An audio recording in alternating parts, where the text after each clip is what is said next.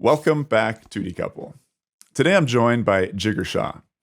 Jigar is the director of the U.S. Department of Energy Loans Program Office.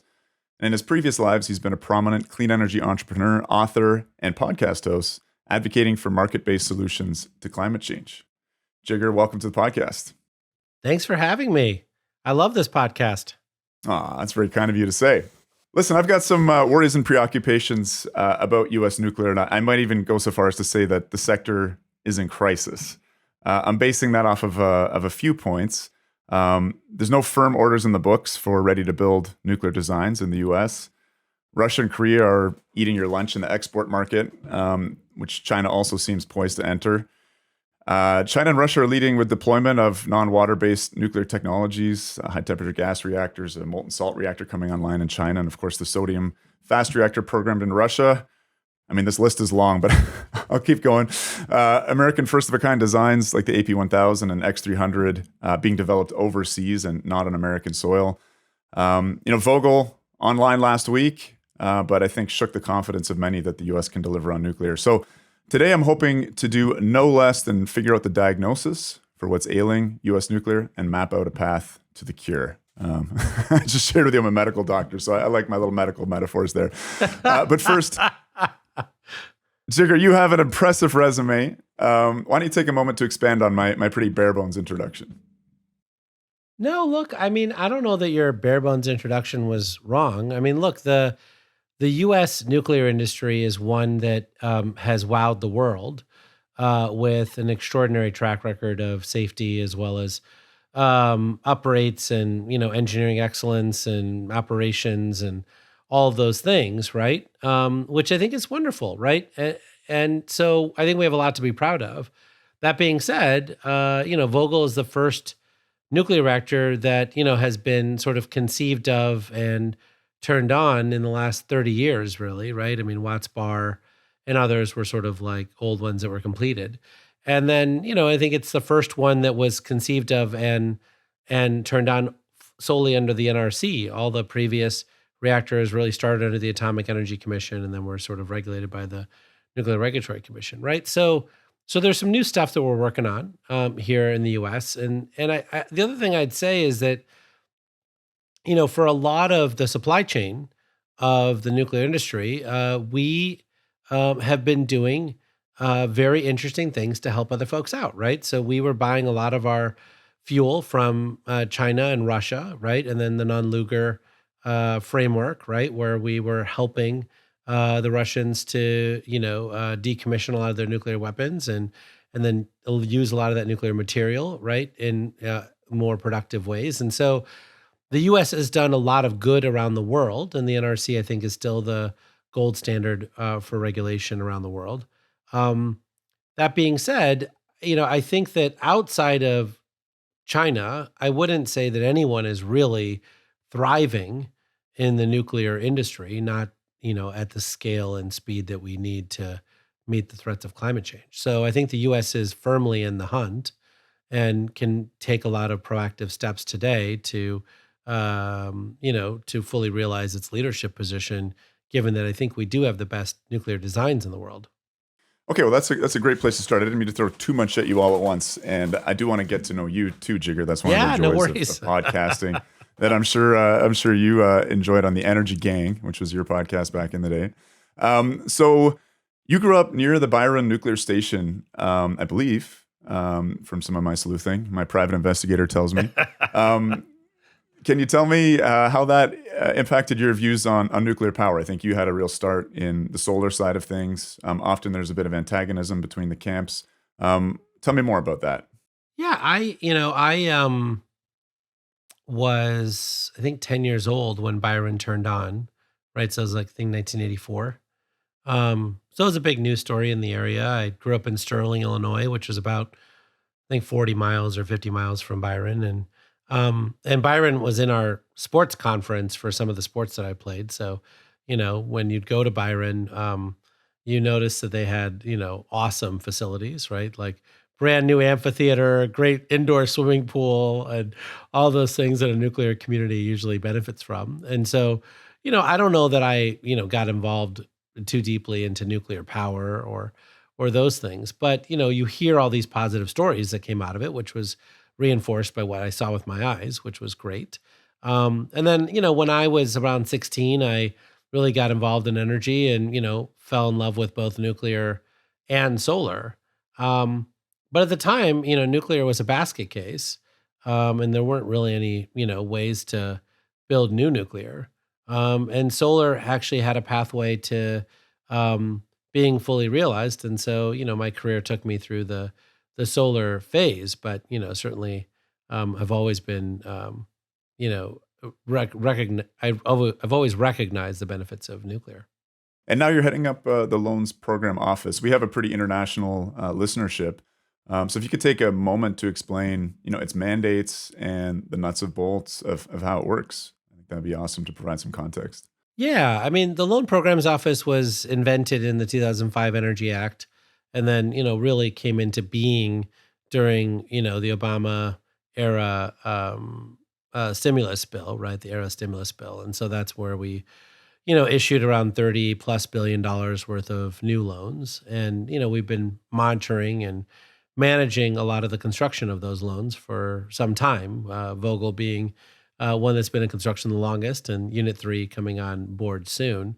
But the ultimate conception of the Loan Programs Office was that there were certain sectors that just weren't getting a fair shake from the private sector, not because they're bad technologies, but just the private sector didn't feel like it really had a mandate to provide debt to those markets. Nuclear was first on that list in 2005, and then there were fossil energy and renewable energy titles that were added later, and then the Advanced Technology Vehicle Manufacturing Program, where we famously loaned money to Tesla, Ford, Nissan, and others.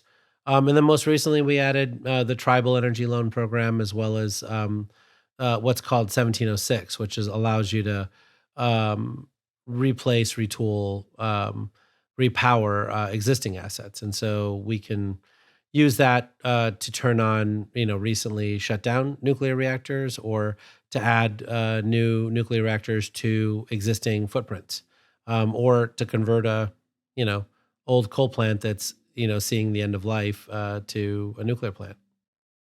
Right, right. That's fascinating. I didn't realize that the LPO had nuclear in its mandate right from the get-go, and it seems like kind of the perfect vehicle, as you were saying, to make a sector that's struggling thrive. Might be jumping ahead here, and it's obviously a huge question. But what role has the LPO played so far? Were they involved in helping to finance Vogel, for instance? And if not, what sort of things are you dreaming up in your current position as a way to get this industry back on track? Given that the challenges seem to be so much. I mean, there's many challenges. I always say nuclear is a bit like the Olympics, and your athlete needs to be in top shape in all sorts of ways. But from that financing perspective, give me a sense of the history again, and potentially the path forward. So the Loan Programs Office is basically a debt vehicle, right? So by definition, we're private sector led and government enabled, right? So the private sector has to tell us what it wants to do, and then they have to apply to us for a loan. And then we evaluate the loan and make sure it meets the reasonable prospect of repayment, and then we issue a loan. So for Vogel, we provided 3 loans, one in 2014, one in 2015, and one in 2019. And so we've got, roughly $12 billion of exposure to the Vogel nuclear plant. And, when you look at the way in which that deal was structured, I think we have every confidence that we'll get paid back in full, and that the project will perform as desired, right? But I do think that we are, definitively pro-capitalism here. And I think the nuclear industry, frankly, hasn't been for a very long time. And so the question really becomes, how does capitalism and nuclear interact with each other? Because when I hear case studies from people that they want us to copy, I hear, hey, Jigar, it'd be really good if the government just did everything and left the private sector out of it and just let us make all the money on the back end.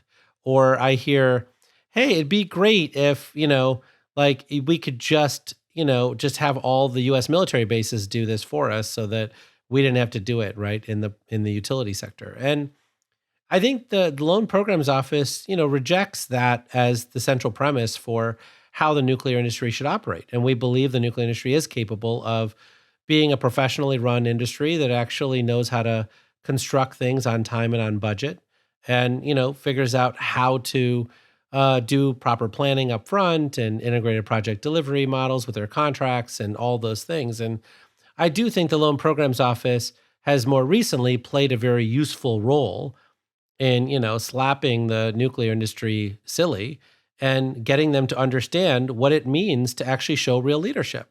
I think they were complaining like a small child 5 years or 6 years ago. And today, I think the level of seriousness that has come out of the nuclear liftoff report that we published, as well as a lot of the fact-finding missions that we've led into what went wrong with Vogtle, and what it means to actually run a private sector-led, government-enabled nuclear industry, I think has led to far more productive conversations today than we've had in decades.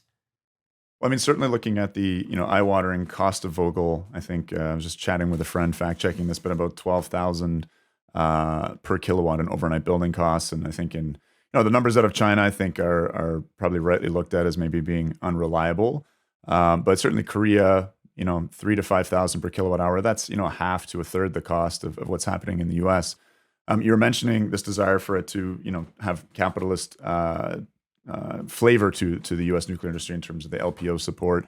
Korea is obviously a different model. It is a capitalist country, but they are pursuing, I think, a very standardized approach with a kind of a national design. How do you see the kind of differences there? I mean, I think things are just so different in America compared to a country like Korea, but I mean, also a capitalist country, and one that is delivering nuclear, fairly competently. What do you think I we feel can like learn capitalist from? is a strong word when Sure. referring to the nuclear industry in Korea, right? You're talking about basically a fully government-backed program where the private sector takes almost no downside financial risk. And, they're building the same reactor over and over again, which is great. But like, you tell me right now, do you think the Koreans are going to solve all the problems in South Africa, converting all their coal plants to nuclear with ESCOM and the state of the South African government? Are you confident that they're going to do the same in India, where you've got a whole bunch of state-run electric utilities, you've got a couple of federal entities in India, et cetera? Like, think about where all the coal in the world is being burned, and you tell me whether the UAE Korean partnership is what you would bet on to figure out how to convert all of those coal plants to nuclear. I mean, I would say it's more credible. I mean, the UAE is obviously a very different country from the countries you were mentioning, but you do have an established record domestically of delivering nuclear well, and you have. I mean, what's the counterexample in terms of what There the are U.S. no has been able to do? counterexamples, but I think you're Exactly. off Yeah. your rocker. I mean, the notion for a hot second, right, that the Japanese government would go into South Africa using JBIC, building, a nuclear reactor there, and that everyone would fall in line, right? That the World Bank would provide financing, that you'd get debt from the IFC, et cetera, that would never work. Never in a million years. I mean, I think it shows a gross misunderstanding for how the power sector has actually rolled out across the world. The vast majority of these projects are project financed. They're not state financed, right? So you're saying, hey, Jigar, all of the places around the world that have state sponsored financing, we have success stories in. And the other 98% of the world, we have no success in. And so I think you should use the case studies in the 2% of the world where we have all the stars that are aligning and prove that we can serve the other 98%. There are no I mean, counterexamples to that whatsoever. It's just a fanciful argument. well, I don't think I'm making an argument here that is the only approach. But there are, so few examples of countries outside of, say, I mean, Russia's the dominant nuclear exporter right now. I guess what worries Exporter of me what? about of nuclear reactors, large nuclear reactors. Yeah, that's There's great. not a lot. And so Frankly, what? there's Like, there's like four? And so now we're saying like they're the dominant provider of large nuclear reactors in the well, world? I mean, they are. I'm not saying they should be or that is the only But model. it's Like, just don't get me wrong. No, the here. reason I'm getting you wrong is because I feel like we have a bunch of people who are pro-nuclear in Canada and the United States who need to get their heads screwed on straight. We are in a place right now where we need nuclear to step up and step up big at the gigawatt scale, right? The hundreds of gigawatt scale, right? And we're not having a serious conversation. Like what people need to understand is how global finance works, right? That's the conversation you had in your last podcast. And so, what exactly is it that we have done to mobilize capital around the world? We've created monopoly utility companies, right? In many countries around the world, including Caribbean islands and, India and other places, right? We have financing structures that support those folks, right? We have, refueling and maintenance mechanisms around the world, right?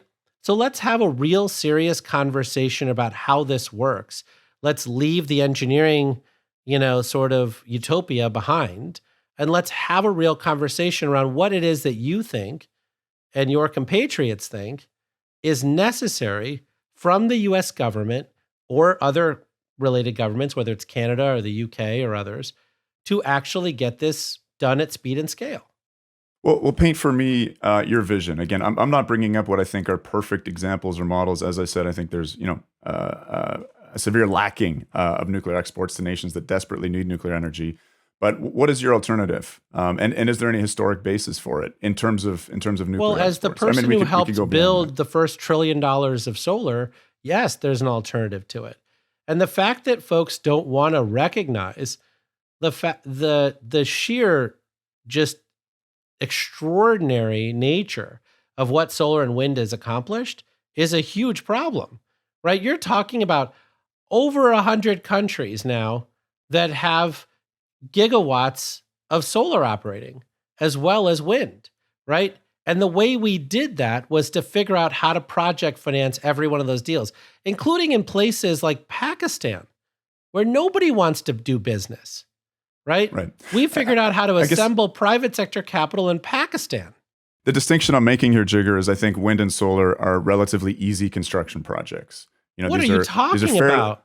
No, they're not. You're building. Well, let me explain myself. You're building. I mean, compared to nuclear. Okay, I think we could both agree on that. You're basically we can't installing. Agree on that either. No, you say wind and solar are easy. That nuclear and wind and solar are similar in their construction complexity, their ease of construction, their ease of project delivery. I think you guys have created some sort of construct to convince yourselves that the reason why nuclear hasn't succeeded is because they're complicated. Nuclear isn't complicated. Nuclear is structured perfectly in a way to never be able to be built by a Western country.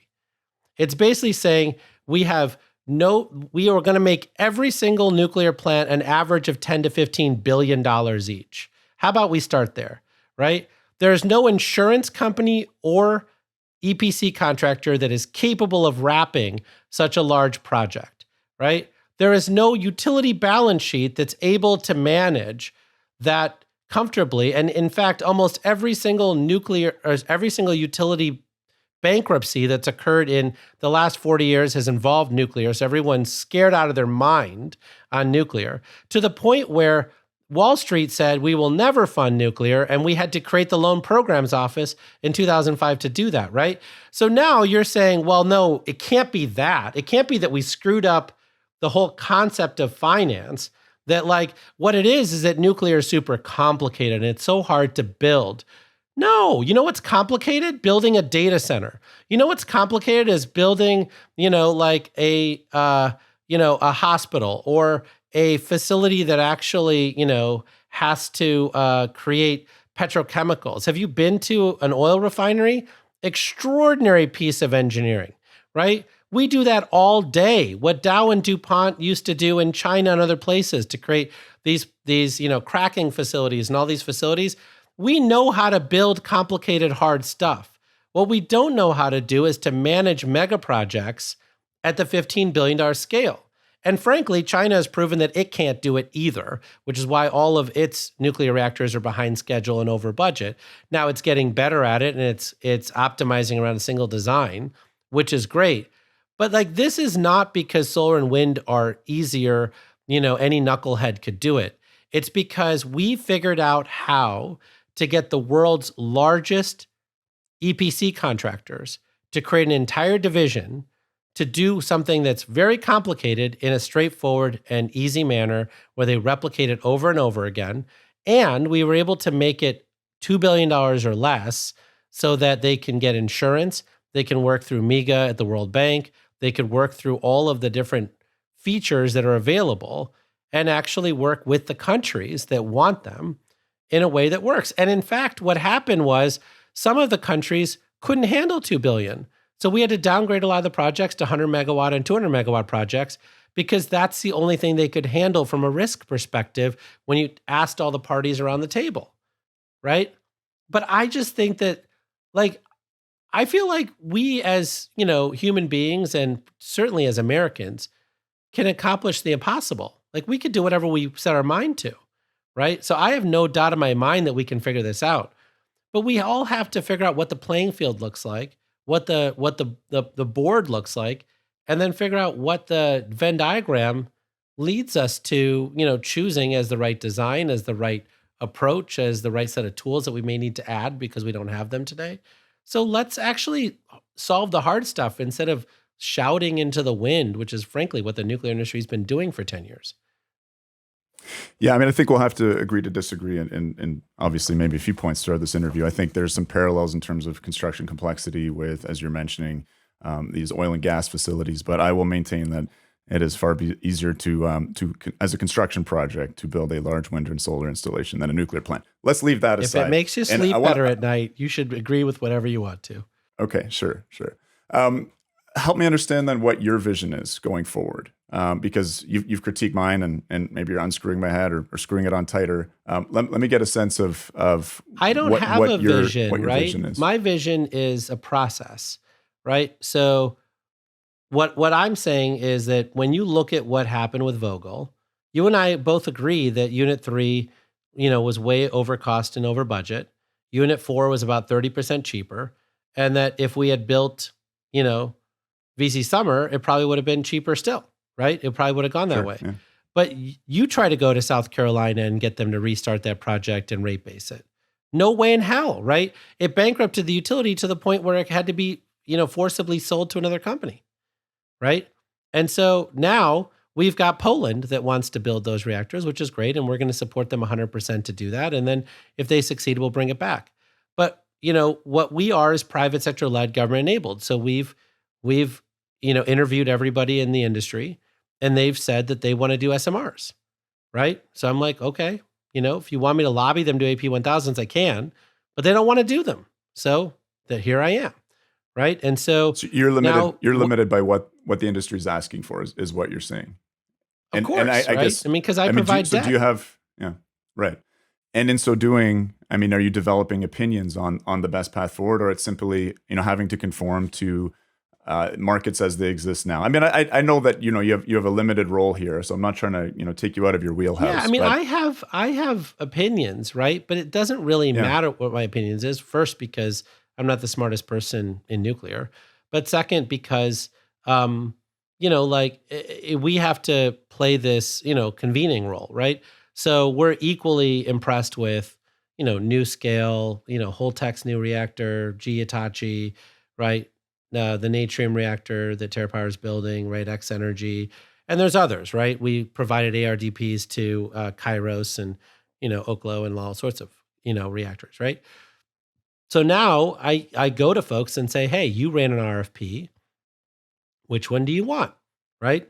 And they pick one, right? So Darlington obviously has picked the GE Hitachi reactor, which is wonderful, right? And so they are now moving forward with that. And then OPG, TVA, and Synthos has said, look, we learned the lessons from Vogtle, and we're going to spend a full $400 million up front to complete the design before we actually go in so that we can actually have all of the pieces in place, and we can learn from the experience at Palo Verde and other places where it went a lot more smoothly when you actually had the designs completed, right? And so that's happening. Separately, there was a lot of lessons learned out of Vogtle around the integrated project delivery model. So OPG has put forward their integrated project delivery model, which is really great. And TVA is now saying we think we can improve upon that model. So they're working through all the contracts to improve upon those models to make sure that there really is a level of synchronization between all the contractors, and that they don't have the incentive to basically just cost plus the contracts and run up the score, right? There should be real consequences to them if they don't do what they say. But the other thing that they're doing is that they're not lying to themselves, right? I mean, I think there were a lot of people that were very smart in 2009, 2010 who said that Vogtle was going to cost double what folks were saying that it was going to cost, right? And and so when you look at the modeling work that TVA and OPG are doing, they're not lying to themselves. They believe that the first reactor will be a lot more expensive than, $2 billion. And they believe it'll come down in cost as they build the 4-pack and the team that's installing it are trained. And we outline that cost reduction curve very clearly in the liftoff report that we published. And that comes from industry, right? So I don't need to guess what industry believes. That is what they're telling us is going to happen. The first reactor is probably going to be $10 a watt, maybe, $12 a watt, right? Just like Vogtle. And then it'll come down by 30%, and then another 10, another 10. And we actually show you exactly where that cost reduction might come from.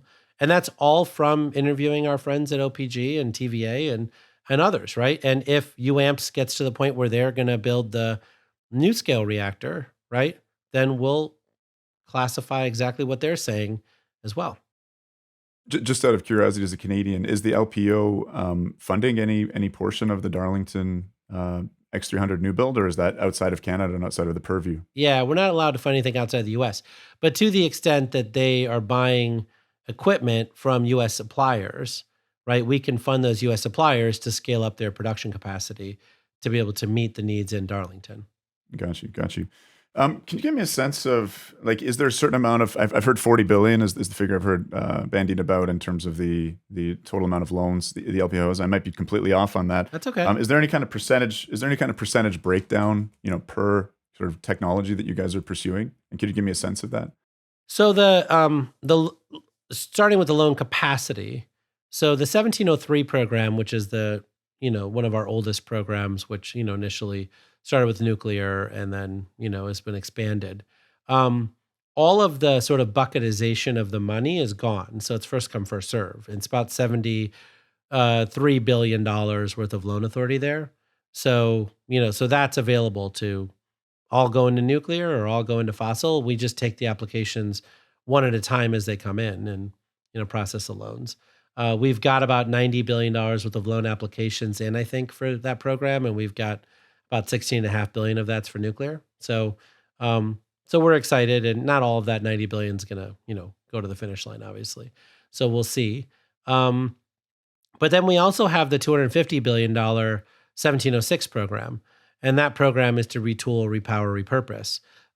And so we could build, 300, BWRX, 300s if we wanted to out of that program, right? So like we could put $200 billion in a nuclear out of that program. And right now we're not on track to using all that $250 billion worth of capacity. The types of things that people are looking for that is, reconductoring transmission lines. We've got some applications in for folks who are taking old natural gas plants and, reusing that interconnection point because a lot of them are running at 1 to 9% capacity factors, right?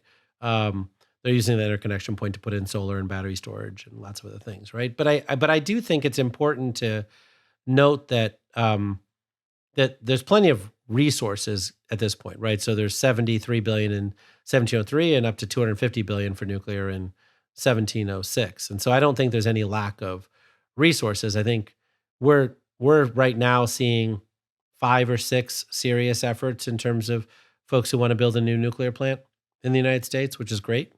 And, we're hoping that becomes 25, 30, 40. Can you talk about who that is, or is that confidential? It's confidential, so I can't say who it is, but I think you guys know through what's public, right? I mean, like, Duke has clearly put nuclear in the integrated resource plan. Dominion has as well. I think Energy Northwest has provided some, vocal support for the X Energy reactor. And so you've got some data points in the public. Sorry, I may have blanked for a second there, but again, 40 billion was the initial kind of some. You mentioned these very large numbers in terms of applications. Yeah, I don't know where 40 billion comes from. So it's 73 billion in 1703, and it's 250 billion in 1706. Can you just explain what 1703 and 1706 means? So 1703 is the original old school program that we had. Gotcha. That has always been able to fund nuclear. Right. and it relies on innovation, which, as you know, nuclear is, a big fan of innovation, maybe too much innovation, as they jump from design to design. And then 1706 is to retool, repower, repurpose, right? Gotcha. So either putting new nuclear plants on existing, nuclear plant sites, or converting retiring coal plants to nuclear. Is there a significant amount of funding going towards wind and solar technologies out of the LPO, or is that a technology that's I don't not think we're considered doing to be any because struggling? they're fully Okay. mature now. Okay. Batteries? Batteries obviously have some. Uh, it depends. Like, so we have long duration energy storage batteries, which are next generation coming in. We've got alternative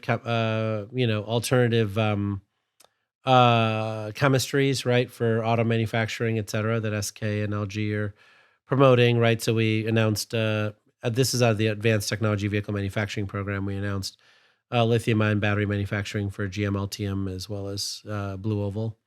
Um, I think So I think there's certainly a lot of interest, but we don't have any lack of loan authority. I think that the challenge we have is getting the nuclear industry to actually respect the 73 step process they need to go through, and actually, start getting to completing the steps as opposed to complaining about what other people have.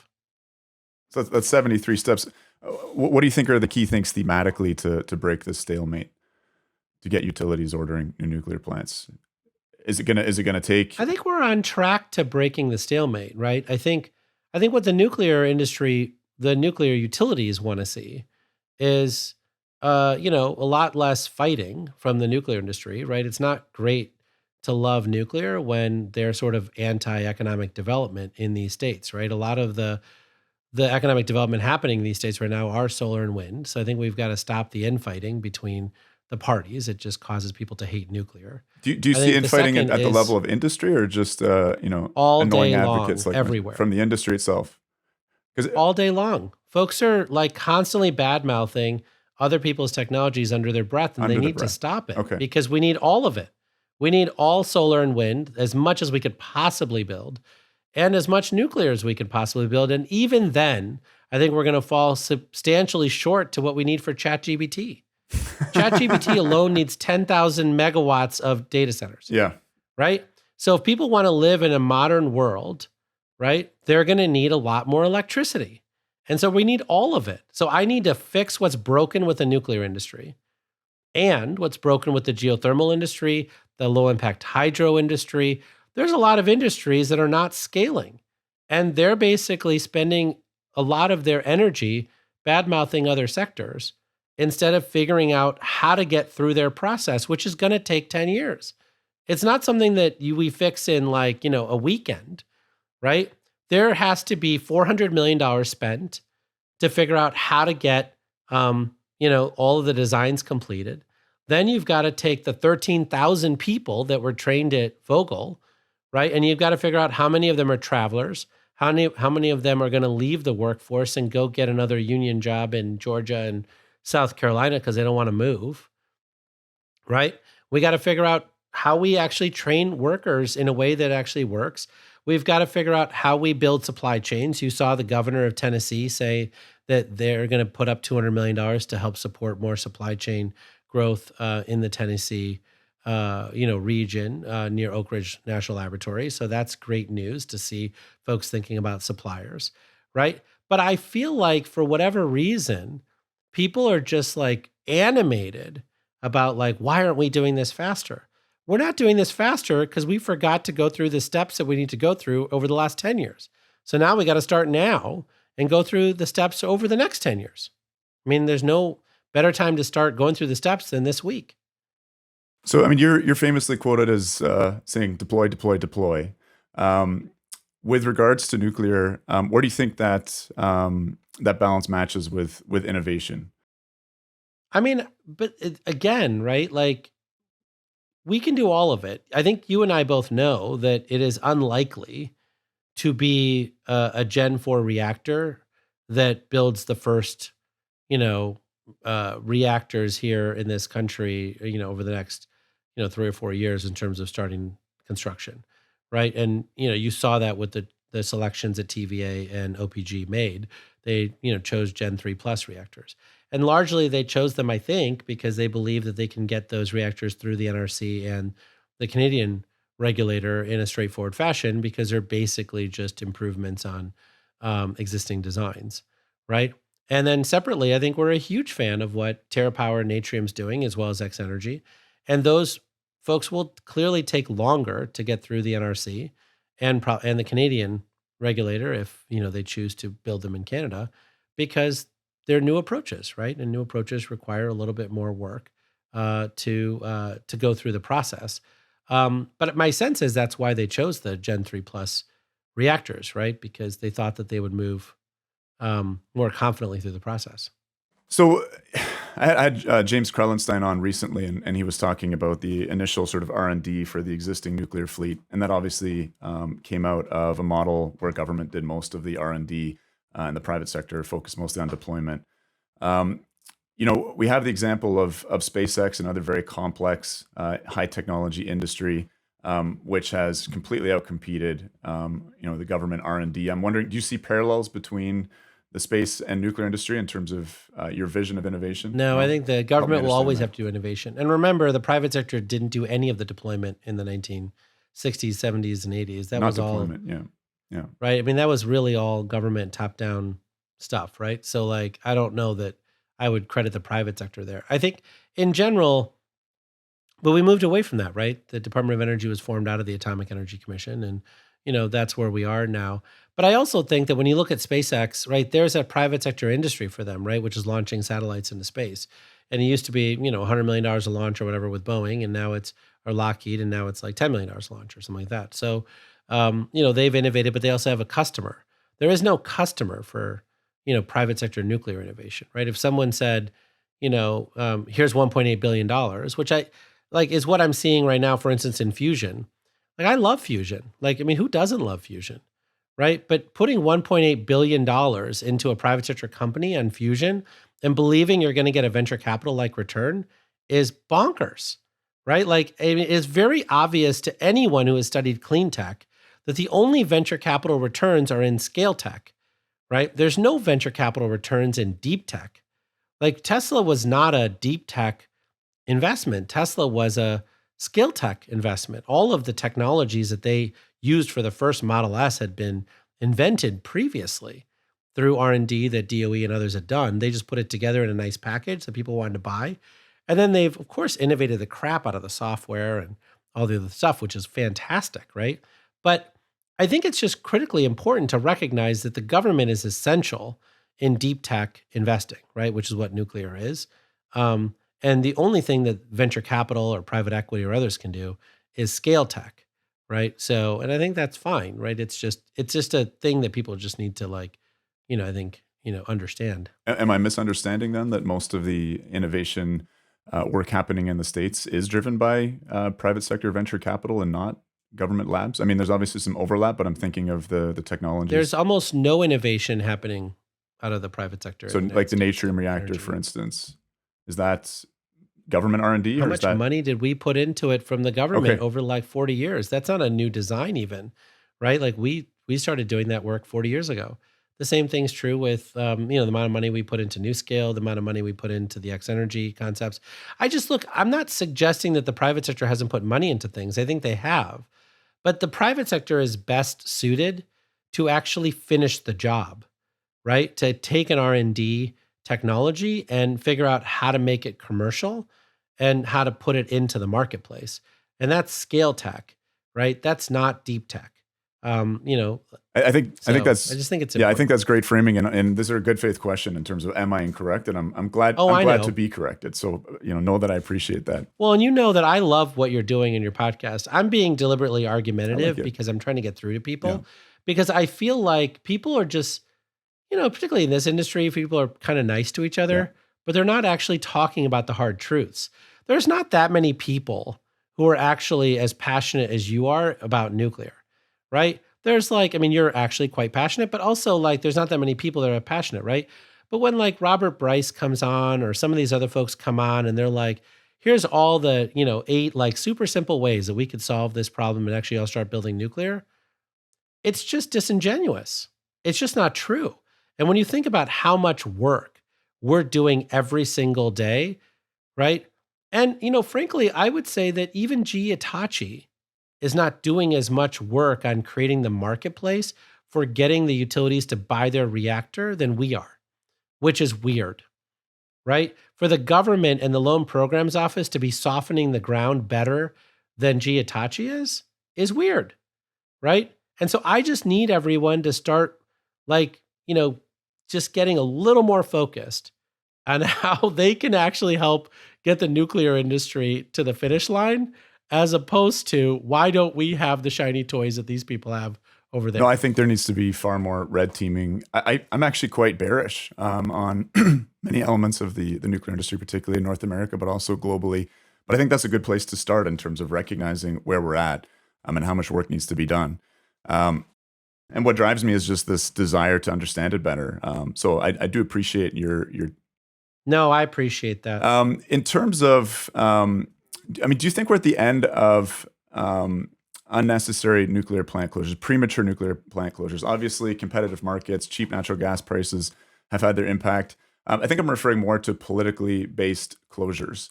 We're seeing potentially Palisades coming back from the dead. It's too late for Indian Point. I guess my concern here is that we're starting with such a deficit over the last 10 years. I think 56% of retiring capacity in 2021 was nuclear. This is not a good sort of foundation to be building off of. And we're on the treadmill, but we've been falling backwards.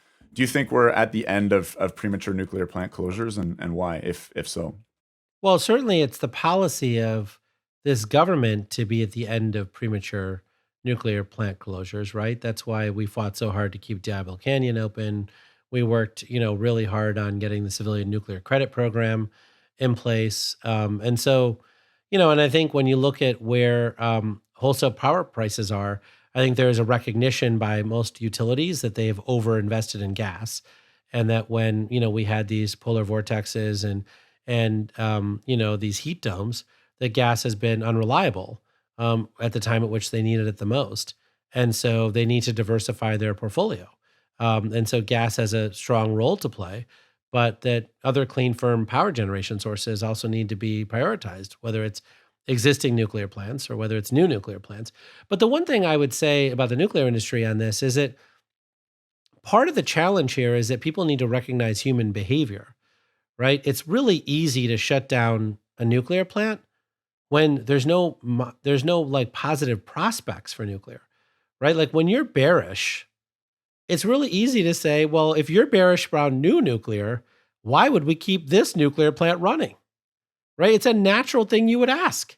Well, Right. And so, they should be competitive. Like a paid off nuclear plant with rock bottom fuel costs, should be competitive. But we're in these markets, so-called competitive markets, which have made them uncompetitive. And I think a lot of that has to do with subsidized wind and solar eating right. But I everybody's think you're lunch. being entirely logical. Like what I'm saying to you is that's not how the market works, right? Right.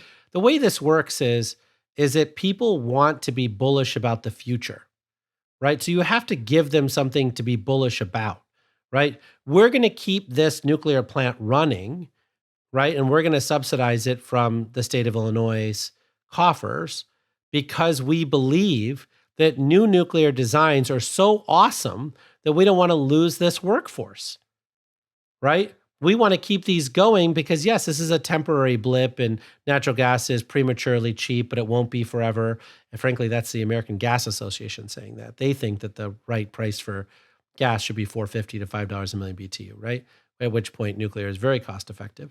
But like you have to sell someone a vision that's hopeful and positive. Otherwise, they're not going to invest in the previous generation's technologies. Are you really saying, though, that this pivot back towards nuclear, to nuclear being more popular, to the government intervening on Palisades or assisting Diablo Canyon, it just has to do with, a psychological impression? Or is it more realpolitik of energy security, of the U.S. becoming an LNG exporter and, gas prices are being less arbitrage, I guess, as natural gas No, I think you got to separate all the different things that are happening, right?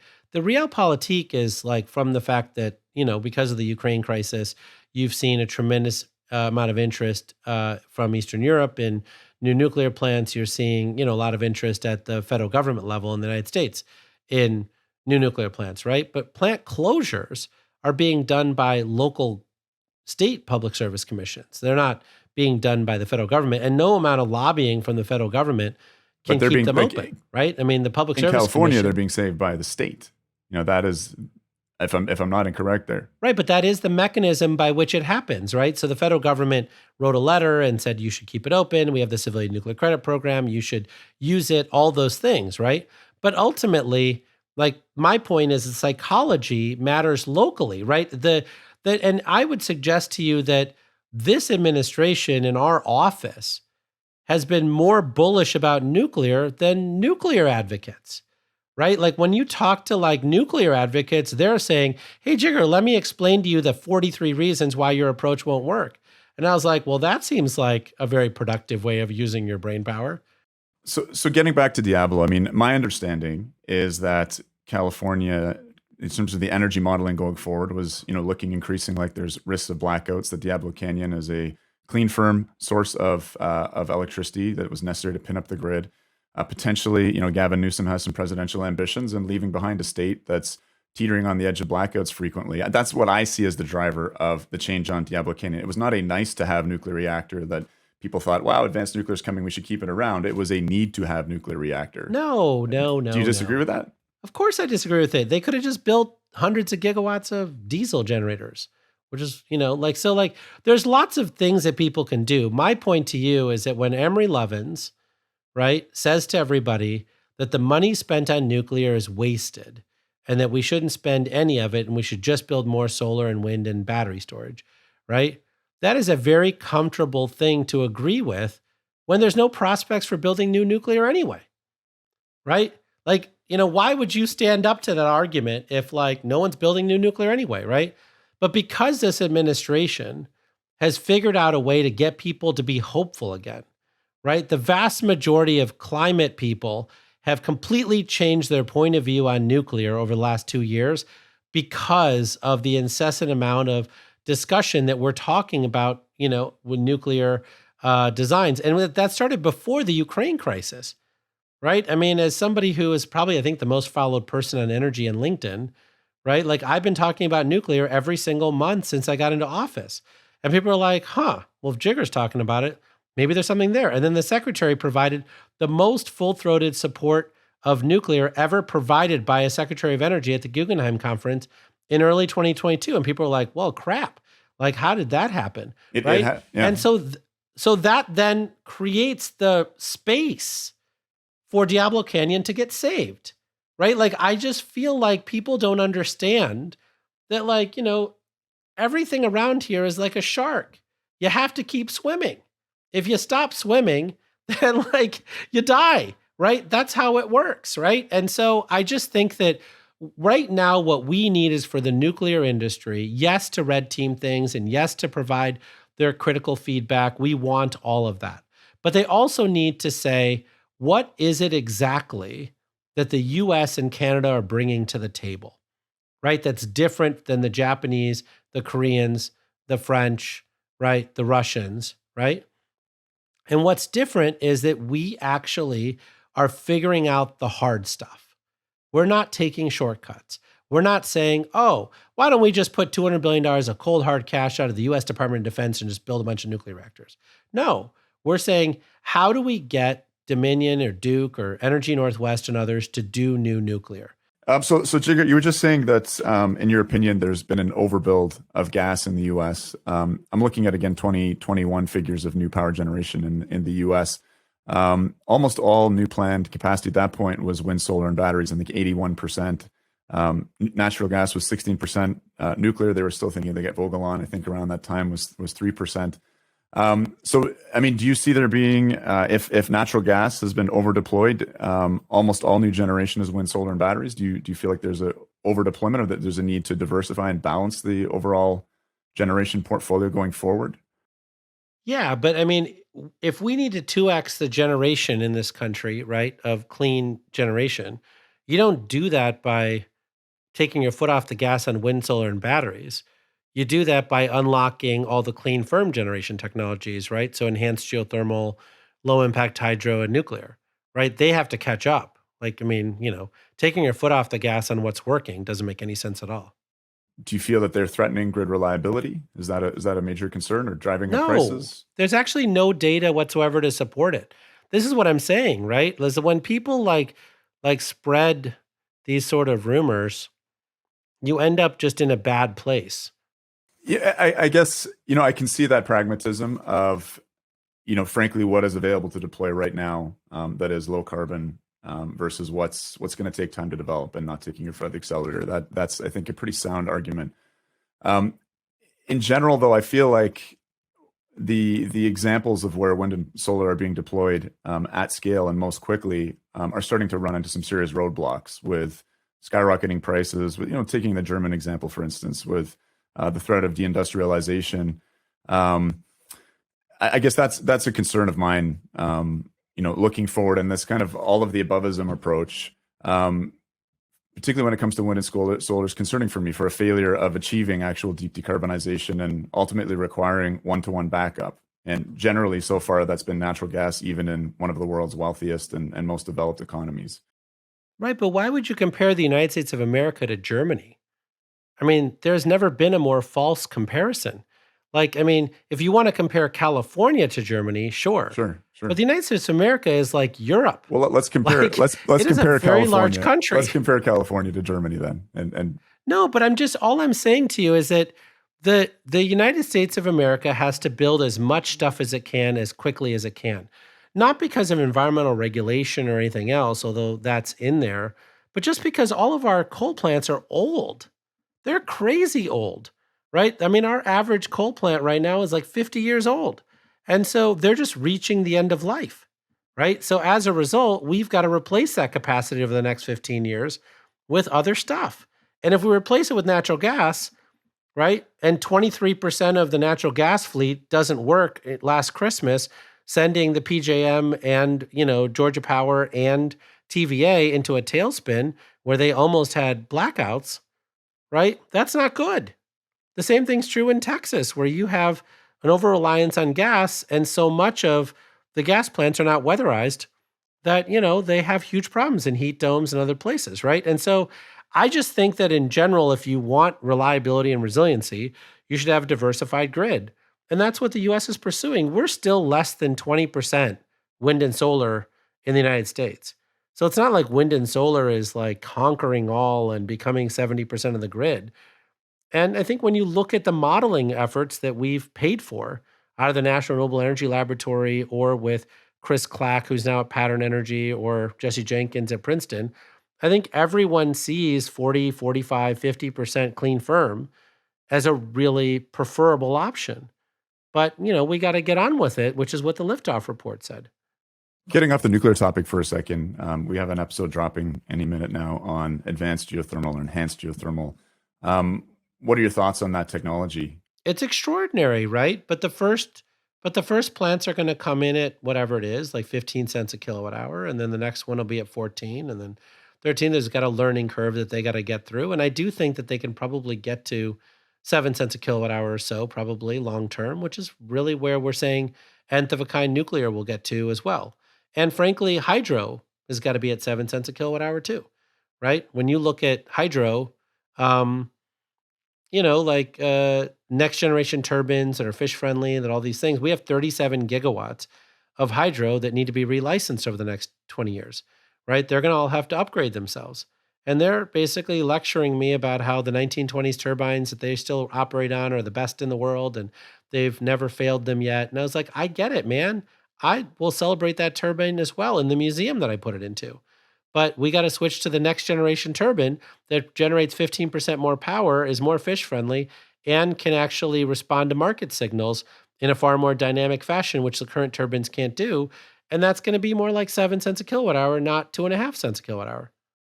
Okay, Jigger. Unfortunately, we're having a number of technical issues, which has created some difficulties. So we're going to have to cut it here. But listen, it's been a real pleasure. I appreciate the combativeness. Frankly, I think it's much more interesting for myself and my listeners. So thank you for making the time to come on Decouple. My pleasure, Chris. And I love the work you're doing. And hopefully everybody sees through our actions that we're really trying to make sure that the nuclear industry here in North America scales up, right? Fast. And, to be able to meet the needs of the world, right? And we want to not only do it here, but export these solutions around the world. And frankly, people want our solutions, right? They want U.S. Canadian solutions to really be able to, get themselves off of coal. And I think we're all committed to getting that done. But I do think we've got to figure out how to, reduce some of the noise and some of the volatility and some of the, sort of inner fighting, and really focus on how we get through all the steps. There's a lot of steps to get through to really create a confident posture here that we can build off of. Well, I certainly do appreciate the bullishness of the Department of Energy. I know that the Canadian federal government has been listening, particularly in the aftermath of the IRA, and that's definitely played a role in, at least federally, Canada's pivot back towards nuclear energy. Well, I look forward to next time we talk, you actually being bullish. I'm a defensive pessimist, I believe. That's my formal diagnosis. But we're getting there. Well, I appreciate it. We're getting there. Big things coming in Canada. We hope to put you all to shame in the States with our 6,000 megawatts of new nuclear. A little friendly competition never hurt anyone. So get on it, Jigar. Oh, man. Deploy. That's the competition. We're all winners. All right. Thanks again. Thanks.